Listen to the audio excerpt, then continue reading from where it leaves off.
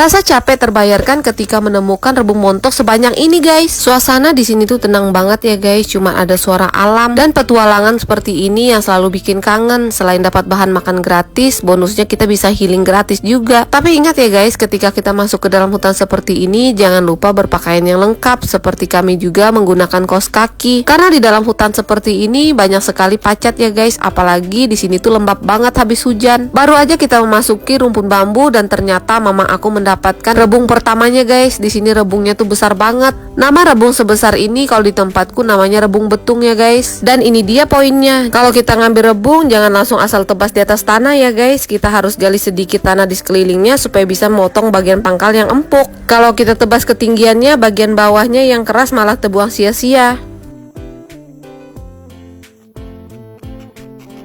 Dan kalian bisa lihat ukurannya tuh besar banget ya guys. Dan bulu-bulu halusnya masih sangat banyak. Ini tandanya rebungnya masih segar. Baru juga mau naruh rebung pertama ke bakul, pas nengok lagi ya ampun ada lagi temannya guys. Dan kali ini rebungnya juga besar banget guys. Oh ya, dari dulu banyak sekali aku membaca komentar dari teman-teman. Banyak yang bertanya, emang kalau mengambil rebung seperti itu di dalam hutan gak pernah ketemu binatang buas kak? Apalagi di situ bambunya aku lihat rimbun banget. Takutnya ada ular yang besarang di situ. Orang bilang masuk hutan sedalam ini tuh taruhannya nyawa karena banyak hewan buasnya guys. Tapi entah kenapa setiap kali kami masuk ke alam selalu menyambut kami dengan ramah. Dan kali ini kita dikasih bonus harta karun rebung betung yang melimpah ruah. Menurutku hutan itu punya matanya sendiri guys. Selama kita masuk dengan niat yang baik, nggak merusak, nggak tekabur atau sombong, dan selalu permisi, hewan-hewan di sini juga bakal segan. Mereka sebenarnya takut juga dengan manusia guys, dan cenderung menghindar kalau dengar langkah kaki kita. Makanya setiap kali kita berpetualang, kami nggak pernah sekalipun dijegat sama hewan buas.